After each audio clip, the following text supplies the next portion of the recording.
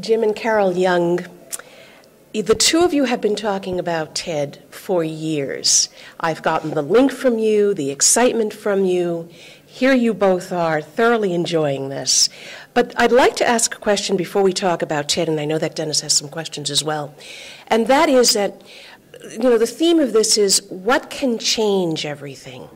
And I think too often what we hear is that people have become apathetic. The economy has certainly discouraged, made people despondent.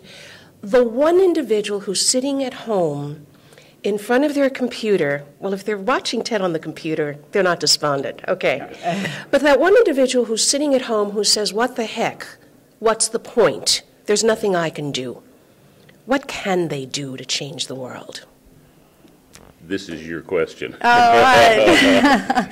Well, I think like one of our speakers has said, one step at a time. And I think TED is all about passion and about ideas and about creativity and looking at the world and looking at the issues and finding the thing that really turns them on and becoming passionate about it, and then taking one step at a time to deliberately make a difference. And I think that these speakers will show that it is very possible for one person to begin a movement that will make a big difference. And you do have to have collaborators, but I think if you're very passionate, you can turn others onto your ideas and your way of approaching an issue. And I think that one person can definitely make a difference. And I think looking at these TED videos will give you a lot of inspiration and ideas about how to do that.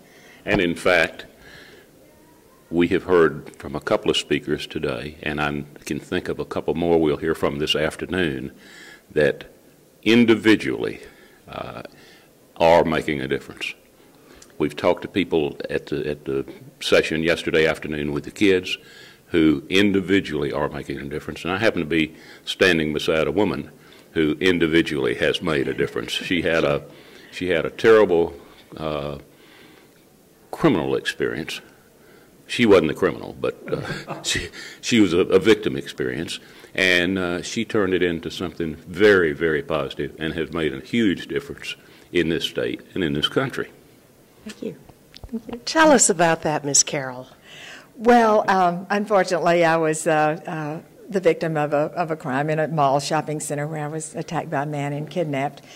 But I was, fortunately, long story short, able to talk him out of the car, and I decided... No surprise to me. Yeah, Jim was not surprised about that, but I was able to get out of the situation. Eventually, he was driving my car, and once I had gotten out of the situation, I realized that, there were other people at risk, just like I was, out there in the middle of the day in the mall. And so I decided to do something about it, and I went to the Chamber of Commerce, and I said, what can I do? And basically became involved in a plan to get the malls to get security in the lots to make them safer. There was no security there then.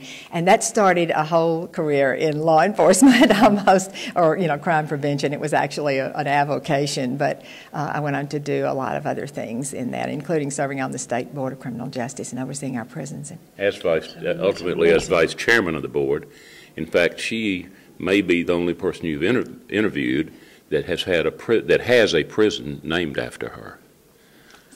Did you know all of this? I did not know that, Carole. What is the name of the prison? It's the Carole S. Young Regional Medical Facility. It's in Texas City, down just north of Houston. Well, I am impressed with that, I can assure you. Now, maybe? I mean, it's dubious, but it's a... So here's a question for you guys. One of the things that we sort of seem to be in all this credit crisis that we're in and all that, focused on the government is the answer to every possible problem that we have. It seems to me that what the message I'm taking away from this conference is it's entrepreneurial individuals, and technology can answer a lot of these questions. Yes?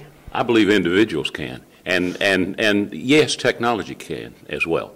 But technology doesn't necessarily mean leading-edge laptop computers, cell phones that talk to each other, that like Patty Mize this morning with the TED talk that we saw.